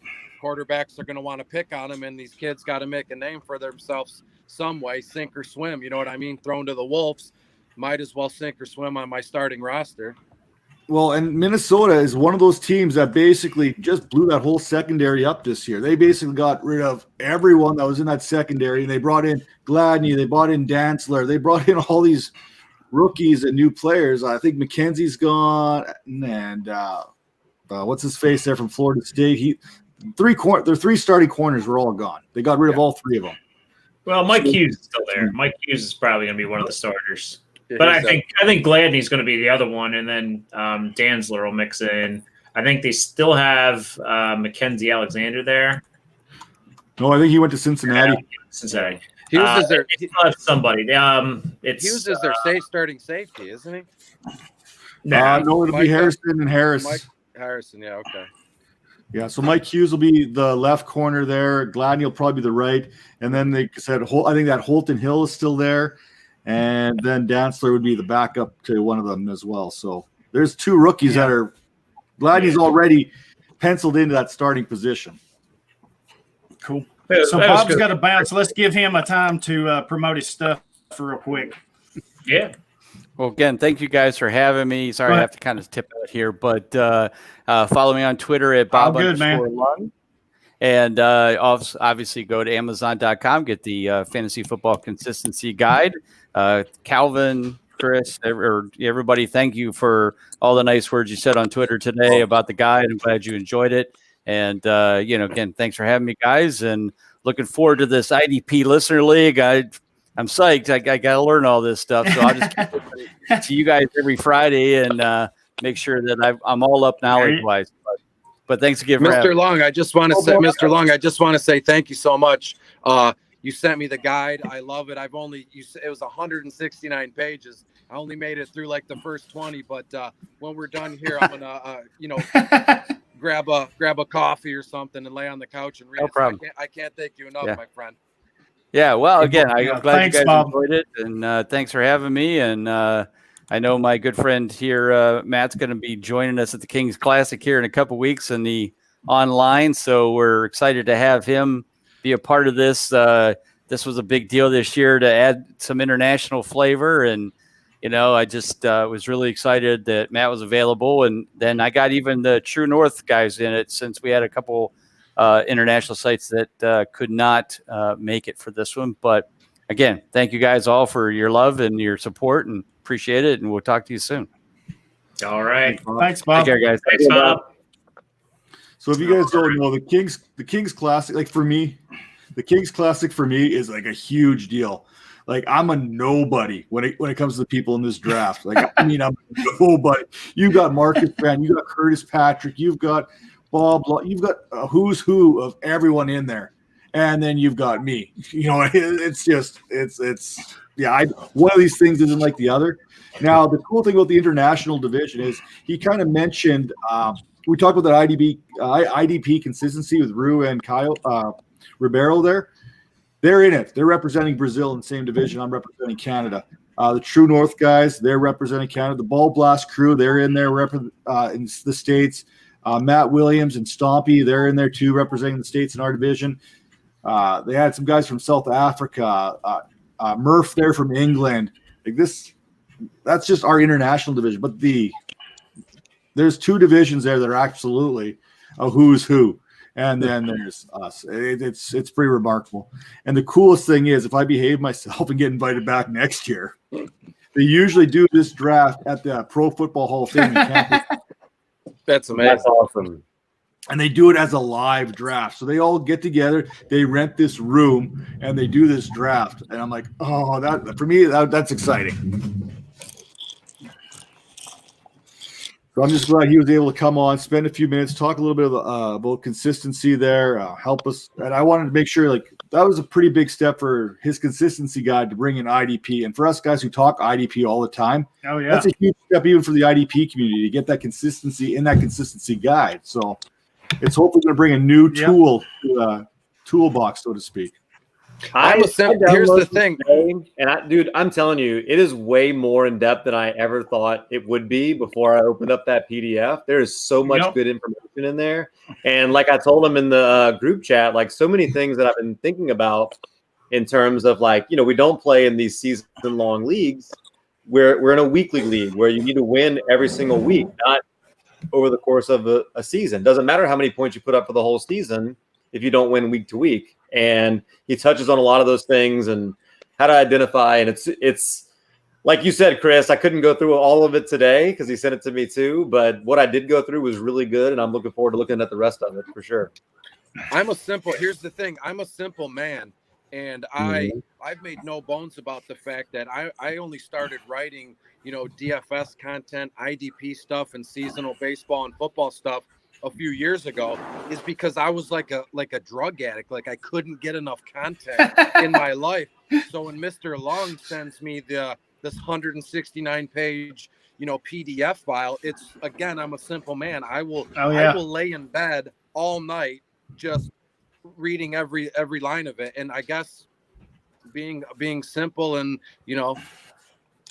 it has its benefits. Now, it doesn't take a lot to excite me or impress me, kind of like Dingus was saying about the draft and where it is and everything. If you keep your expectations low and you're going to do well. Yeah. So we had a couple things in the chat here. Jalen Johnson in Chicago. He very well could get a starting job opposite Kyle Fuller. Two Drinks said he has Darrell Burgess or AJ Terrell rostered already. I have him in a few leagues as well. Seems like he'll get picked down for sure. I think both of those guys will. They have Isaiah Oliver there, who was a draft pick last year. Atlanta's putting up big points. Teams will have to throw. Atlanta's always known for being in shootouts, it seems like every season, no matter what. If it's in a dome, it's probably going to be a shootout. even if it's not a depth. Right. Next to the other names, I'll be looking to add as many of those as I can. Yes, especially taxi squads. If you need some other positions, check out my dumpster dive series for taxi squads. If you have a deep taxi squad, you can check out some of those guys to stash away for later this year or next year, or COVID injuries or whatever. Or just keep listening to the show. I'm sure I'll give the rest away as we go. Yeah, I'll give the rest of the dumpster dive away. Hey, how? He came in. He was wearing a mask. Were you trying to? Were you? I was trying to stay off the COVID list. Staying off the COVID list. Be careful. Hey, Hollywood, remind me to screenshot my Fantrax IDP league. I'm the reigning champion. We just started it last year, and in the first year I won. So then when I said, I drafted guys like Uche and Jordan Brooks, Willie Gay. I drafted these guys because we had what was it? It was like a 10-round draft. So it was basically rookies, let's be honest with you. And that's when I took Chase Young at 112, and then what's his name? Queen. I took Queen 2-1. So you have to see what I did in the draft with this team. I went. Yeah, I didn't. You'll have to show me that. Language. I didn't give a shit. Other people are drafting, Clyde Edwards first and Joe Burrow 5th overall. I was licking my chops to grab some of these IDP guys, and my defense is absolutely phenomenal. And listen, awesome. I'm a humble guy. I don't get into like egomaniac stuff, but this team I put together on Fantrax is like, I'm telling you, I think it's one for the record books, man. So I got a question for you guys. I just wrapped up draft here. Do you guys want to rip it apart? Let's throw this. Oh, I'd love to rip it apart. If you I'll put throw your my maps team back out on Sure. there. I'm raring and ready. You need to Give change it to your the Wolves. at Nate Cheat. You need to change it to at Bossman. Bossman. Okay. I know. You know what? I'm I'm the most at Bossman. Hey, I Darrell, I'm the you worst probably person to take the show get out off the rails every week. Oh, you just kicked him out or what? No, I didn't. Oh wow! I was thinking Darrell should probably get out and get back in because he's on the. I don't. Well, it was funny because I'm swinging my arms like this, and all of a sudden his screen disappeared. I was like, "Woohoo!" Usually I'm guilty of putting the show way off the rails, and the boss man's sitting here front and center, so I'm on my best behavior right now. We've actually had a pretty well scripted show without actually having a show sheet, so I'm impressed. Hey man, I love it when you guys go off the rails. That's what the show's about. That's why we put this together. We all have our own IDP shows. This is supposed to go off the rails. So, any thoughts about Chin locking down the strong safety? I don't think there's any doubt he's supposed to be the strong safety. So, thank you for the question. I think anybody have a doubt that he's not going to be the strong safety in Carolina? That's crickets. So I think he's pretty much Trey Ball is the guy there. Considering his competition positions, Justin Burris, I think he's got it under wraps. Yeah, like the number 2 there at strong safety is Justin Burris. I'm not worried about Jeremy Chin not having that role. And, Trey Boston is going to be the free safety. Sean's comment: "This is scripted." God, no, it's not. We just That's the comment right there. Questions to just fuel the show, and we just are. We're obsessed with football, so we kind of have these questions. Are we creating a safe space for me? Oh. Hollywood's back. Oh no. Yeah, okay. I want him to get out and get back in because it seemed like he was slightly delayed. So yeah. So if you want to just kind of give the shout out here to Rue Moss here at Rue Moss. He's the guy who did the IDP consistency for Bob Lung's magazine, the Consistency Guide, and that BRFF football is Brazil Fantasy Football. Check them out. Like these dudes are legit smart, man. I love listening to them, especially when they talk. They put it in my language, right? They dumb it down for me. This consistency, I get confused with numbers. Darrell, I know you get confused with numbers.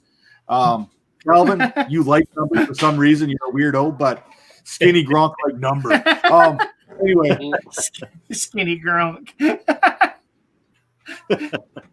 Nate, let's hear your team. I want to rip it apart. I'm feeling good. I'm on 2 hours of sleep right now in the last couple nights. So nice. Okay, so we'll start on the offensive side, so that we save the best part for last. So I'll give you my starters and then my bench. For this league, you could just share your screen and There, I think I can do that. Yeah, you can. You Yeah. have the power. Has the power. Guys, I that'd be a had, little to, I easier. had to use the bathroom and I didn't know. You how should to- know this, boss man. Hey, man. Yeah, you don't You need know to what? take the phone in the bathroom with us. That's exactly. As a I'm with, Hey, just as a man with doing a broadcast with 5 other people. Hey guys, I gotta go use the bathroom. You guys want to come with me? No, I'll just dip out and come back when I'm done. Just do what Darrell does. Just leave the chair and Keep a see bottle. what you. Yeah, just do what I do. You just mute it and you just take off. you can literally hear after about 45 minutes into the show, so 4 beer in a Darrell show, you can literally hear him going to the washroom. Yes. The thing about it is, what he doesn't know is every time he leaves his chair, I just play clips like this for him.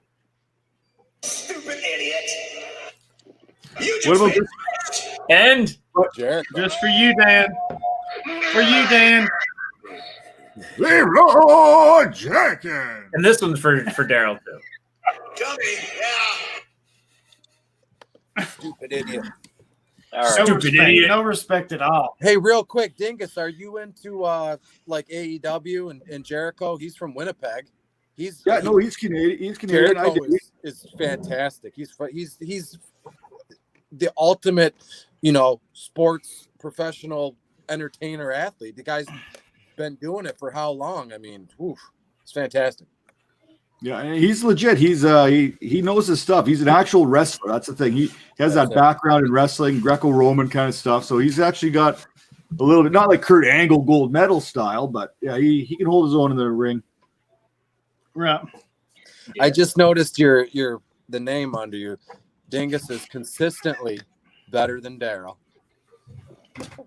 Never. At nothing ever has that ever happened. Ever. Only in his dreams. I'll tell you one thing he's not better at. Please go on. Do we have to listen closely, or are you going to share the screen? I'm having some computer issues. It wasn't expecting me to be on the show, so I'll just I'll run it down for you. I'll write it. So go slow. I'll write it down. Okay. So starting three wide receivers, 2 running backs, quarterback, and a tight end. I'm starting Teddy Bridgewater, A.J. Brown, Marquise Brown, Sammy Watkins, Clyde Edwards-Helaire, Austin Eckler, T. Hawkinson. Who was my bench? Who was after Clyde Edwards? I'm sorry. Austin Eckler. Oh, okay. Teddy Bridgewater's scary. Did you say these were your starters? Yep, these are my starters. How many teams? Hey, I told you. Is this like a 15-team league? 16. 16. Okay, so quarterbacks. What do you think waited about a long time for a quarterback? Quarterback. Okay, so let me get to my bench.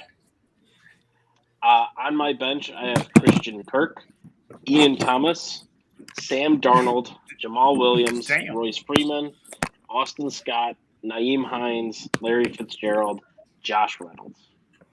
I'm no doubt better than your starters. I'm no doubt starting Darnold over Teddy. Not thinking twice. Yeah, no, I mean those two are definitely like right there, interchangeable for me, depending on the matchups. I do prefer Darnold long term over Bridgewater, but man, the dude's going to be seeing ghosts left, right, and center this year. They just cut Brian Winters, their starting guard. Their line in with the Jets is even worse this year than last year. Bridgewater may have the edge because of the lines, and Carolina's line isn't the greatest either. Let's not kid ourselves here. But they have half. No, wait. Here's the difference between your two quarterbacks: Adam Gase, Joe Brady. Joe Brady is way better. Oh, stop it with your LSU crap! Get out of here with this Sam Darnold nonsense. Teddy B is going to be your guy. He's underrated. Too many people are sleeping on him. That's going to be a good offense. He's going to be good. So am I crazy to have my sleeper for the article I'm writing about the NFC South as P.J. Walker? When Teddy B loses that job because they have nothing to play for and they want to see if they have anything in this kid. What happened to Will Greer? Is he just not a thing anymore? He wasn't drafted by Wouldn't they? this regime, so I mean, they have no loyalty to him. They did Greer sign is Jay still- Walker. Will Greer, yeah. I used to Greer like is it. still technically the number 2 in pencil, and it's in pencil. Let's not kid ourselves. It ain't written in pen. Will Greer is penciled in as a QB2. Doesn't matter. Teddy B is the guy. Gotcha. All right, so Nate, one quick question: with your scoring, is there an award for big plays? Is it best ball it's ramped style? up. It's 16 teams. There's 4 divisions. It's definitely not best ball. It's just big rosters, big starting lineups, lots of points. Let's put it in this perspective. Patrick Mahomes is projected to score 700 and something points in this league. So I do want to commend you. That's a big boy league you're in. You know what I mean? That's it is. Not some casual fantasy player enters a 16-team league like that. So nice. This is my 4th year in it, and last year I placed bronze. Okay. So I'm coming for the championship this year. If you're not first, you're last. Awesome. Hey, is it That's right. What's that? That's My right. opinion is going to be really biased because Marquise Brown. I do not like Marquise Brown at all. I'm not a Marquise Brown guy. Yada yada yada. But I'm saying if there's big play bonus points, that could sway me in my thought on him because he is a big play waiting to happen every chance he gets. So I'm glad you mentioned that. How many of y'all play in the leagues that have big play? Like Dan, the league you're in with me, the longer the touchdown, the more points you get. So if it's a 90-yard touchdown, you're racking up. I love those leagues. Doesn't that track with any league though? If you count yards and touchdown points, No, the so longer I think the touchdown, it gets the boosted more even yards more. you get. Oh, even more. He said okay. you get like point a bonus. Yeah. Yeah, so like a say a 90-yard touchdown, you would get 9 points for the yards because it's 90 yards. But the touchdown itself would be worth 10. So you would get 19 on one play. Yeah. Real quick, I'm not a big Hollywood Brown fan myself, Dingus, but I needed a wide receiver. I have Devontae Adams and McCole Hardman are my starting wide receivers. And this is my big Ryan Tannehill, Hollywood, Ryan Tannehill and Sterling Shepard from the Giants. And I got back Hollywood and Sheldon Rankings, the D tackle from the Saints. I think it was a win. I have Deshaun Watson as my quarterback, so Tannehill was collecting dust. So, hey, Calvin, you've kind of got your pulse there on Louisiana. Is Sheldon Rankins ever going to play again? Let me look up his. Yeah, I don't know. I do have something to say about Marquise Brown, though.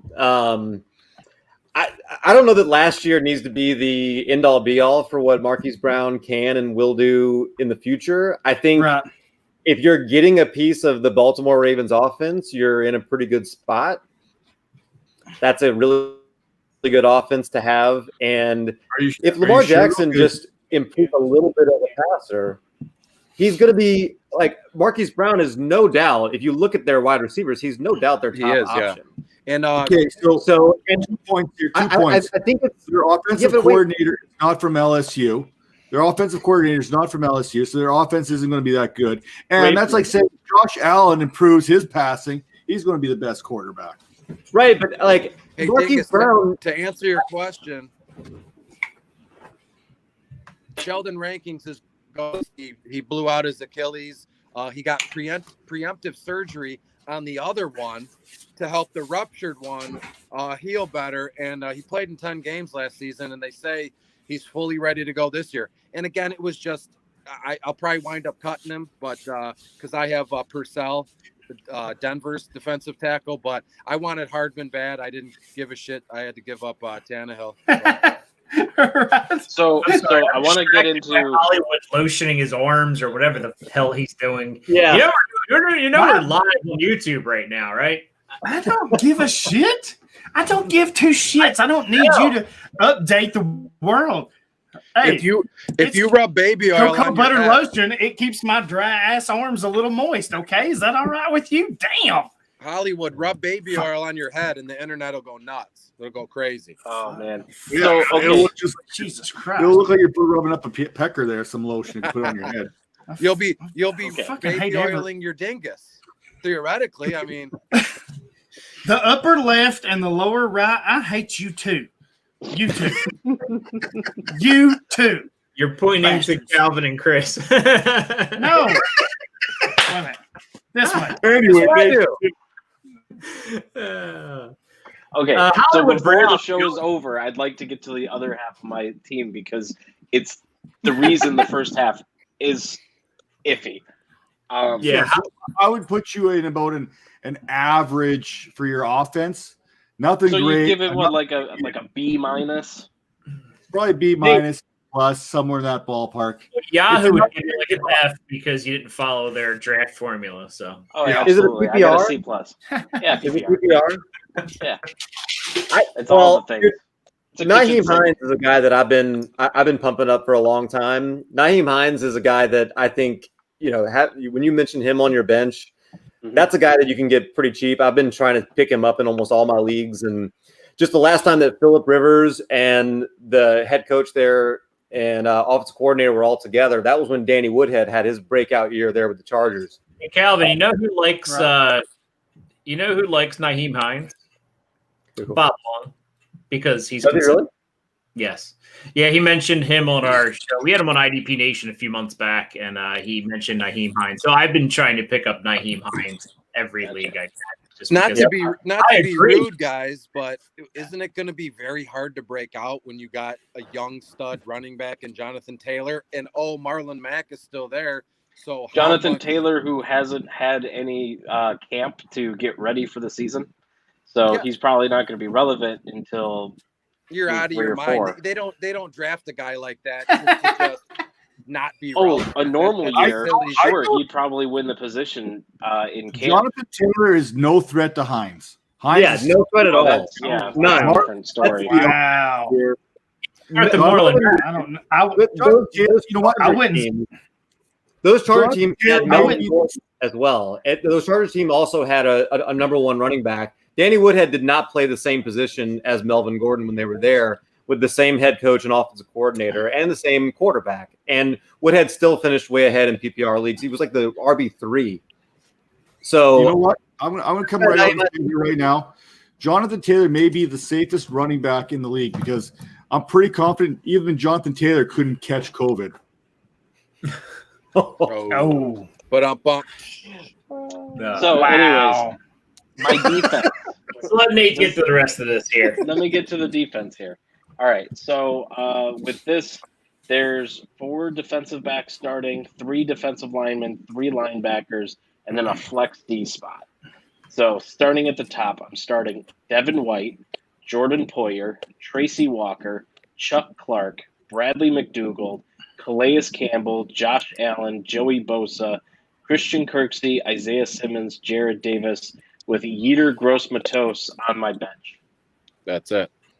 That's some potential big play points there in that lineup There is. on the defensive side. No wonder your offense sucks. Just remember, Solid I'm the D. IDP guys, not the offense guys. Yeah, and thinking about some of the choices, you there are some vets like Calais Campbell is one of those vets that dynasty players are fading hard, and he's dropping so far. So I mean, but thinking about these vets, Carlos Dunlap's another one that's tremendously disrespected because he's still got another 2 to 3 years probably. Yeah. Atkins, Right. And Well, Atkins Calais- beats Atkins. I was listening to the Big 3 IDP during my workout this morning, and they had mentioned something, a statistic that I found very interesting because I like Calais Campbell and I've been fading him. But they mentioned that last year he was top. I'm going to go with top 5 because I don't know the specific stat. Top 5 in pressures on the quarterback, which pressures on a quarterback is a very indicative stat for sacks. So real quick, Calais Campbell in this league, is he your D tackle or is he a D end? He's a DL. DL? Okay. Oh, DL. Yep. So see, I think it hurts him a little bit value wise. I'm not a big. The only guy, Nate, the only guy that stuck out to me was Gerard Davis in Detroit. Obviously, I assume that's who you're talking about, the linebacker. He has not progressed the way they thought he was, given where they drafted him. But then again, they said he's cut weight, he's cut up, he looks good.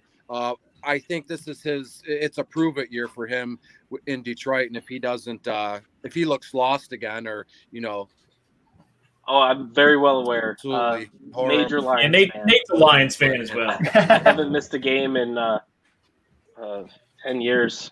I'm very hard on my sleeve Lions fan. It's a tough fandom to be a part of. But as my fifth linebacker, I mean, I'll take those potential points if he can get it together. If not, I can move things around with that flex spot and move Matos. I'm hoping Matos makes it into a good rotation and has some production. So, right, yeah. Oh, and then since we were talking about kickers earlier, my kicker is Jake Elliott.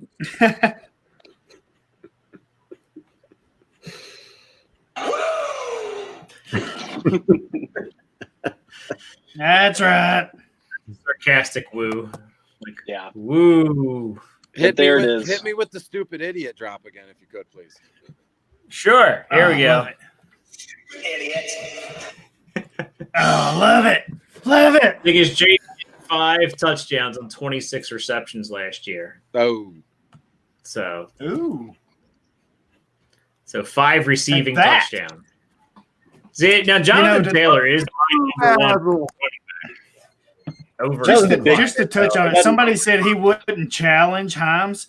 I'll disagree. He's going to challenge Hines for some play. I don't care if he's a rookie and not had a full training camp or what. He will. He's going to challenge him for some plays. I'm going to write that down and I'm going to put it in my office, in my top drawer, so we can check back on that this time next year. That's right, Chris. I have a whole drawer full of shit like that. So here, so I'll take my lumps, but I'm also going to be dishing them out this time next year. That's right. That's what I'm talking about. So here, Mike Clay projections. I mean, they're both running backs. They're both running backs, but they don't really play the same position, though. Yes. So here's Mike Clay's projections that I just brought up here. So he has Jonathan Taylor with most of the carries, almost 200 carries, 31 targets. He's got him at 854 yards, 7 rushing touchdowns, 203 yards receiving, 1 touchdown. He has Nyheim Hines at 53 carries, 218 yards, 2 touchdowns. 68 targets, 52 catches, 420 yards, and 2 touchdowns. And so 140 points-ish total. Yeah, 140 points for RB 30. He would be RB 38. And then Marlon Mack, he has at 154 carries, 677 yards, 5 touchdowns, 16 catches for 125 and 1 touchdown, RB 44. So he has this rushing attack as being all 3 pieces contributing. He even has Jordan Wilkins with 60 yards or 100 yards all purpose. So I see that happening. I really do. I see that happening. Just ties in a nice little bow. Last year, Hines had 52 rushes for 199 yards for 73 fantasy points, give or take. And then he had 44 receptions for 320 yards. So, in fact, Mike Clay is actually predicting a boost in value for Hines going into next year compared to last year's numbers. So well, again, my point is Taylor's not going to affect anything that Hines does. Here's the one thing you have to remember. We all saw Phillip Rivers throw last year, and he looked like crap. We said Dingus could probably throw the ball farther than Phillip Rivers at this point. So, I mean, these are marks towards check down to your running back. Driving down the field is not going to be what the Colts do. They're going to be a ball control offense if they're going to win games, I think. I can check down like Derek Carr, I'll tell you what. And you have a three-headed monster. I mean, Frank Reich, when he was in Philly, he had 5 running backs that they would throw out there. So, I mean, he's not going to be afraid to run out multiple running backs. He's going to give the 3 guys their share. If you look at the things, Marlon Mack wasn't too shabby at all. I mean, he's not going to be an RB1 like he potentially has been over the past couple of seasons for you when he plays. His injuries, he's bound to get injured, so he's going to miss a few games anyway. So here's a stat for you. Frank Reich and the offensive coordinator, Sirianni, they've been responsible for calling plays 6 years. Some of those together, some separate. You know how many 1,000-yard rushers they've ever had? One. Marlon Mack. That's it. That's the only person that ever got. You know how many 1,000-yard receivers they've ever had? 6. One. One. T.Y. Hilton in 2018. I was just thinking it would be mad receiving yards. But, No, it's just that the targets are spread out, the carries are spread out. There's a lot of mixing and matching. Shake and bake. When you got Marlon Mack, Jonathan Taylor, and you got Nyheim Hines, all those guys are going to get playing time. And so in a PPR league, the guy that's going to potentially get the most targets out of that's kind of – you add in the dynamic of Phillip Rivers. I really do. I'm not saying he's going to outscore Jonathan Taylor necessarily because I think that probably is going a little bit overboard. But this guy could catch lightning in a bottle, and could he have a Danny Woodhead year from a few years back? He could. I just had to put this back up because Go Get the Eggs was a. Hold up. This dude is smoking something. He is smoking something. This shit is not happening. Well, your Titans aren't either, so. Go get the eggs. But go get the eggs. Can go suck an egg with that. That's what I'm talking about, Beastie. That's what I'm talking about. Get your little post-it note and write down "Go Get the Eggs, Super Bowl champs." And, dude, hey, I'll do that shit right we'll now. revisit. Man, I'll just be happy if we have a Super Bowl this year, man. Does anyone else get the urge to braid Darrell's arm hair? How about you? You know what? How about you kiss my ass? How about that? Does it go all the way back? Would you be then braiding his back hair? I'll start up here. Go get the eggs. I ain't even listening to y'all. Fuck y'all. Yeah, we got to find that guy. Tell Go get the eggs to give his Twitter handle out here. Yeah, I got his ass right here. Colts win the Super Bowl, my motherfucking ass. What the fuck? Hey. Coming from the Titans fan. Real. Hey, I didn't say we were winning the Super Bowl, but I can promise you the Colts ain't. Hey, Darrell. Is Tanny bringing you back to the playoffs this year? Oh, Jesus Christ. You motherfuckers are poking the bear tonight. That Colts defense is legit. Beastie, I know Darrell can't actually write things unless he can type them. So could you please write that down on a note for him? Yeah, I got my pen and my. I got this shit. I know we're gonna right here. Yeah, about that. Fuck What's you. it say? Go get eggs. Yes. Yeah, go get the eggs. Says Colts win Super Bowl. I got get eggs. There he is. Yeah. Colts. Hey, go get eggs. The cojones. Yeah. Seattle. Did you say it Seattle. again, or you just repeat it? You just put it back up. I put it back up. Somebody was saying to put it back up or something here. I got this shit right here. I got it wrote down. Correct. The show always ends with pissing Darrell off. It always begins that way too. It seems like, and usually somewhere in the middle too.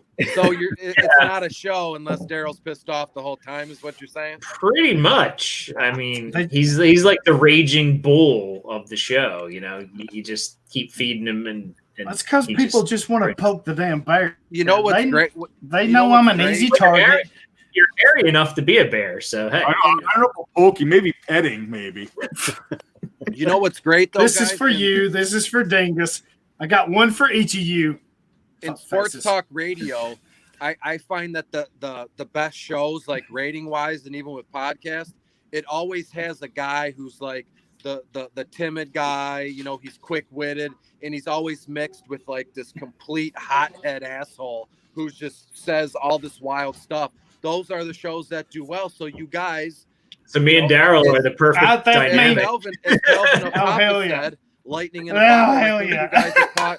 You guys have caught lightning in a bottle here. You got the kind of timid, quick-witted guy up top, and then Darrell's the hot-headed jerk. I mean, it makes sense. I love you, Chris. That's awesome. The rest of y'all, Darrell, you changed your at him. Oh, sure. When I call Darrell an asshole, he gets offended. What's that say? That's because I don't like you. Arm hair cornrows. What the fuck? Really? This is where we're figured out going? how to change the names. I didn't know you could do that. Man, I could have some fun. Oh, man. You got to give me that Jesus. power. I could sit here all day. I'll even put myself on mute. Assholes. That's not even funny. It's not even funny. Well, At least Darrell Nate changed his name to my suggestion at the Boss Man. Yeah. Fuck it. See, this is why I drink right here, because you fuck me. Does this count as going off the rails? Sweeter drinks beer. Oh, we're- On or off the rails? We are way past off being the rails, man. Got him. Hey, I think it's fantastic. I got you. hey, Dan, can you pull up a picture of George the Animal Steel and put it next to Darrell, please? Oh, Dingus, you know what's funny is George the Animal Steel grew up in a couple cities away from me in Detroit, and he went to what's the high school? Their whole football field is named after him. It's on forget what the name of the high school is, but he was right. Yeah, he was around, like where I grew up. You're expecting me to know all this technical stuff here. I know how to click a few buttons. You don't know who George the Animal Steel is? I know who he is, Yeah, but like that's right. actually Hey, bringing the it Boss up Man is on live. He should fire you right now. He should. Hey, fire Darrell, do you right have now. Darrell, do you have a turnbuckle you can bite into and watch the whole thing explode? I'll work on it. I do have a couple George Animal the Steel dolls though, or figures from back in the '80s. I do have a couple of those. I have no idea what you guys are talking about. That's what he used to Dingus. That's what he used to do, right? The picture up. Dingus, that's Sure. what he used to do. Dingus, right? go away, Dingus. He used to chew into the turnbuckle and it would explode everywhere, exposing the metal ring. Oh, and yeah. and he would bang someone's head and face into it. Yep. Like, I think there could He used to seriously chase be a relation. Miss Elizabeth all the time. Oh yeah, she was a smoke show. Like Oh, you may yeah. actually Oh, be yeah. related to him. I think. You Well, might then be he owes related me to some him. child support then. Well, I didn't say You he's your need to- daddy. You need to do one of those ancestry.com searches. Hey, I may do that. I just might look that up. That's a good idea. Are you my daddy? Yeah, Like, I mean, April 6th. and like the bald head, the hairy shoulders. It's like a spitting image, man. Born April 16th in Detroit. God damn it. Madison Heights High School. That's what the whole football These two, facility right is here. named after him. I hate All those right, two. so- Are you flexing? Is Darrell flexing? No. He's like, Here we go. At you two Here's fuckers. the George wow. the Animal Steel. There we go. let's get a Hey, nice look at close-up that. here. All six This of should us be staying on funny. the screen. It's like the Brady A Bunch. little preview of next week where John and Sean and I come on and we do a mock draft. We need to rewind this here. That's Roddy. Is that it? That's Roddy Piper and Dusty I Rhodes. That ain't George the Yeah, Animal that's Steel. not What him. in the hell? Here's Everyone George in the that Animal ring. Steel. Fire Right him, here. Nate.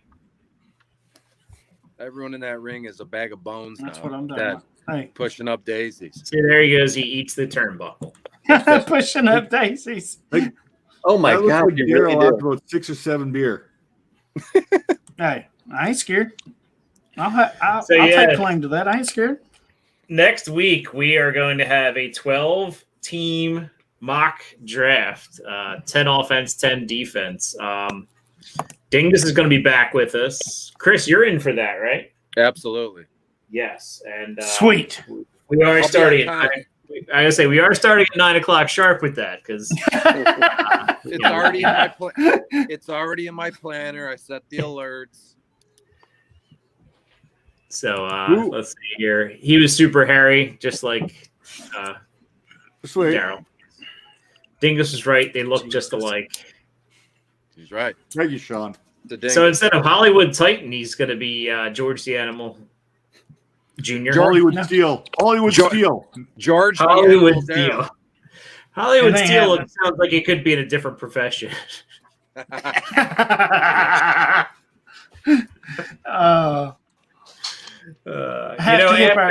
up our guy Science and Aardvark on that. Darrell, if we get that promotion that you're working on. Oh, yes, I know who you're talking about. Oh, yeah, baby. Yes. It'll be Hollywood Steel presents. That's happening. That is happening. Oh, please let that happen. I will greatly do that. Oh, yes. Oh, y'all don't even know. So I've been trying out my my photoshopping skills, right? Because I've been doing some graphic cards and making my own thumbs, i.e. cover photos for my articles and DFS stuff. So I think this would be a nice test of how far I've come with my photoshopping skills. If I can somehow put Darrell's head on George the Animal Steel's body, but in like a position where he's chewing a turnbuckle or something, and then do it as soon as I'm done. I will. It'll be on Twitter. I will at all of you, and I will also at go suck an egg for that stupid comment. You'd really only have to cut this part of his face out. Yeah, I would just need a selfie, and then you boom. I need a selfie of him like this though. I do have a picture of Darrell with sunglasses where he looks like Jim McMahon checking out a rehab. Yes. Well, you know what? It's better than the picture he sent me for the first guide that I did with him, because I said, send me pictures, and he sent me a picture. And then he got pissed at me for including it because... Hold up. I'm pretty sure this is the IDP lounge, not pick on Hollywood. Well, that's the subtitle of the show. I got another good idea, guys. Tell me what you think about this one. How many of you have seen that meme where AJ Styles was like standing there like this and the Undertaker standing right behind him like this, and they put in a bunch of different things? Have you seen that meme at all, any of you? Yeah, I've seen it. I can put Darrell here and then Ryan Tannehill behind him like Beastie, come on, Beastie, come on, man. I'm taking notes. I just see our views going doop doop doop doop one at a time. Well, it is. We are kind of on the way out. We got about 12 minutes left. So I don't know if somebody wants to kick off plugging their stuff, because I know I want to make sure there's plenty of time for people to get their Get the guests in first. Yeah, so Calvin, why don't you lead us off here? Yeah. Yeah, well, obviously, I'm going to look to see if at Skinny Gronk is available on Twitter. I'm not sure. At Skinny Gronk, yes, that is. I can't unsee that now. I must have missed that. Yeah, you are a Skinny Gronk. Yeah. Yeah, just keep checking Dynasty Vipers. Eventually, I'll have something new that goes up there. I am going to finish the series that I've got going, where I'm just going through and recapping the offseason on the offensive side of the ball, division by division. I've got a couple of them up there now. And you can check those out, and I'm going to keep working on the rest of those, and we'll get them all out in time for redraft season. And yeah, other than that, just follow me on Twitter at Calvin and Hobby. And yeah, that's it. So I did some extensive research, and at Skinny Gronk is available. Oh, it is that. Have to. There you go. Oh shit. That's just funny right there. So Chris, how about you? Go ahead and plug away. Sure. So you can find me on Twitter. My ad is under my chin here at Detroit Beastie. All my content is exclusively on dfscheatsheet.com. And given the landscape of sports right now, with the hockey playoffs being back, baseball is still moving along. I feel like baseball's hanging by a thread. Fantasy and dynasty football is not to be weird or mean or anything, but it's kind of like Groundhog Day. Every day it's kind of the same argument. So it's nice to write hockey DFS articles daily and baseball articles DFS daily. So if any of you are into FanDuel or DraftKings, come check out my page or DFS cheat sheet. We have awesome optimizers. As I said, I do a daily hockey and a daily baseball article purposely for FanDuel or DraftKings. So again, you can find that content at Detroit Beastie or on DFS cheat sheet. And then through the week, it's the beginning of August, so going to start to ramp up and really hone in my projections for, seasonal redraft and things of that nature. So again, I can't thank you guys all enough for the support. I apologize for being late. That's very rude and unprofessional of me. And I mean that seriously. So thanks for having me, even if it was 20, 30 minutes late. I love coming on with you guys. Since the last show I did with you two, I think we're building a Twitter friendship, and now it's kind of blossoming into a legit, friendship, right? So I thank you for that. Right. Follow me on Twitter. You'll see the George the Animal Steel, Darrell, Photoshop. I'm going to get the Darrell and Ryan Tannehill standing over him like the Undertaker here very shortly. Jesus. Thanks for having me, fellas. That's right. Go for the Darrell as George the Animal Steel and stay for the DFS. Nate, how about you? Skinny Croc. You were our kind of guest this week, sub guest. Yeah. I mean, hold up. Producer. You gotta call him the boss man. He's the big boss man. That's his name. That's sticking. The big boss man. He really doesn't do wrestling. So he looks like John Favreau. That's what he looks like. Okay. I'll take that. See that? He's a really good director. Yeah. You mean Happy? I can call him Happy? Or he was the guy who knows Tony Stark. Iron Man. Yeah, he was Happy. Yeah. Happy there you go. Swingers. Or Happy my Nate. favorite movie he's in is Chef, where he buys a food truck and travels cross country.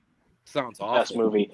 Or if you go way back, he was in what was it?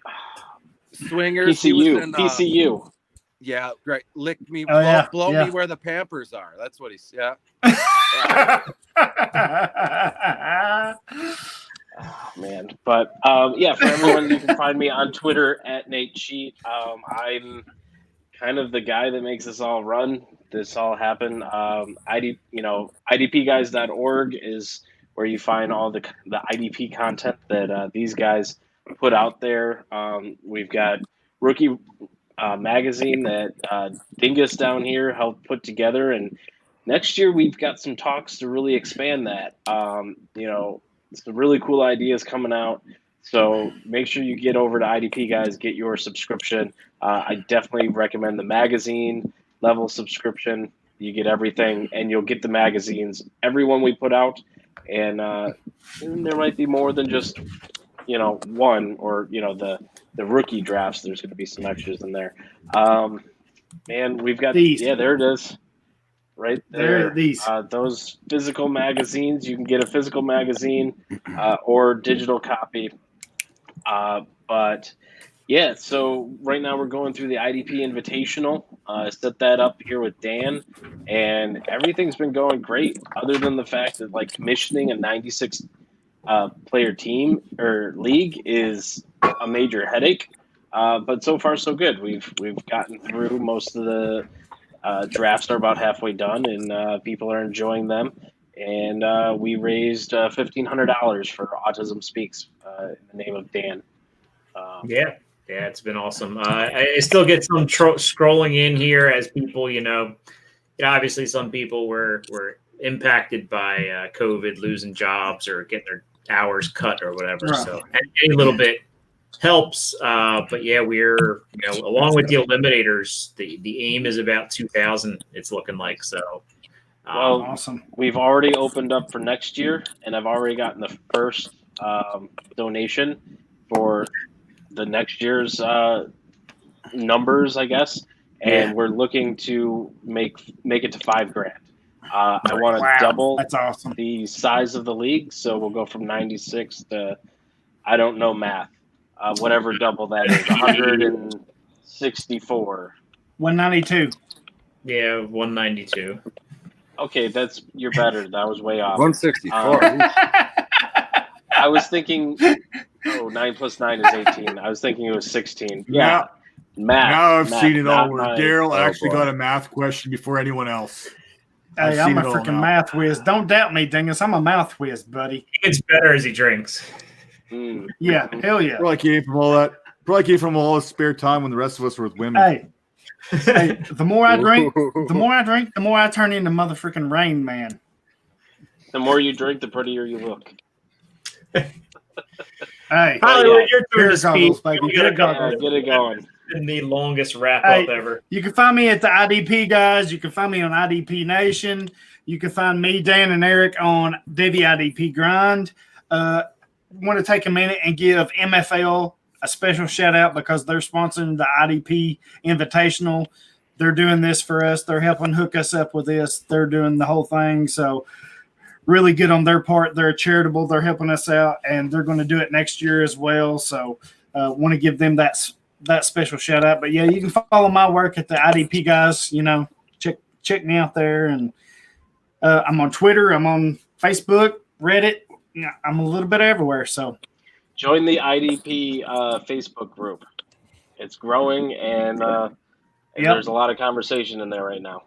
absolutely. What's the name of the Facebook group, if you don't mind me asking? Yeah, I'm gonna go look too. It's called Any Given Sunday, I think is what it's called. Yeah, Chris, you're in that. I'm an admin. Yeah. I'm the admin of that group. I didn't know that were you. You guys asked me to join, and then I feel like a week later, someone made me an admin. So I'm being serious. It's fantastic. I have one too. Fantasy football for experienced players, about 900 people. We keep it small. I'm not a big Facebook guy, but that group right there is growing leaps and bounds, head over feet, just every day. It's just growing. So that's where you want to be on Facebook. Yeah, I hate Facebook. I'd get rid of it if I could. Yeah. I don't comment much on there. I just take a picture every once in a while. I'm at Seahawks Dan 8. I got a couple divisional previews that I'm working on. God, I hate those things, but they are important to take a look at. And they help you look at things in a different direction. I signed Darrell up. That's why he's mad. Hey, Skinny Gronk there, should I not approve you? I could decline you. Skinny. I'm going through the questions right now. I'm wondering what kind of stuff I should put here for what does IDP stand for? But just don't say double. The answer is inverted Darrell's pecker. God dang it. Individual double penetration. It kind of does. If it's individual, how can it be double? You know what I mean? Well, anyway, I gotta mute all you guys so I can finish getting my plugs in, and we can get out of here. Beastie. So, anyways, IDP Nation Weekly. I'm on vacation next week, but we're still gonna tape Debbie IDP Grind on Sunday night. We're on YouTube on the Writer Digest Network for this show. IDP Nation, Dig. There's Joey's show is on there as well. IDP Guys show is on there as well. A lot of stuff. IDPguys.org I write for. And we're about out of time. So that'll be about it. Did Dingus get to go? No, we're not even going to plug Dingus. We ain't even worried about him. See, Go follow at that's why Dingus is a Dynasty Vipers. You got about 30 seconds. Go. That's why you're hashtag fired. Time's up. Head over to dynastyvipers.com at Dynasty Vipers. You can catch myself at Dingus4, Skinny Gronk there, Calvin and Hobby. He is over there at B Martsy. He's in one of these popularity contests currently going on where I'm trying to hype him up. Nate loves these things, so make sure whenever you do a popularity poll that you include Nate in it. Add him. So Nate, here Tag you go. Nate. Tag the big boss man. Yeah, tag the. That's tag what I get Happy for Nate. speaking up. Yep. Well, Anyway, folks, one more quick thing. Just watch your mouth. One more thing. In your light mouth. of today, you know what? That's exactly where I'm going. Guys, in light of everything today, watch your damn mouths and keep your hands to yourself. Seriously, it's not that hard. Yep. You know what? I've got daughters, man, and don't be an idiot. You know what I mean? Like there's no place for that kind of stuff in today's world. There's never been a place for that. That kind of shit needs to get knocked off right now. You know, and everyone who's probably watching this knows exactly what I'm talking about. It's a bunch of BS. Yes, I use those initials on purpose. It's a bunch of BS. Guys. No, it's bullshit. Let's just say what it is. It's bullshit. Be a man. Be a leader in your own home. Raise your sons properly. Raise your daughters to value themselves. Seriously. That's all I got to say. Preach. Good. Amen. Hallelujah. We are Hallelujah. out. Goodbye. And Smooch, good night. Smoochy booches. I would have done a lot better by more than 30 seconds.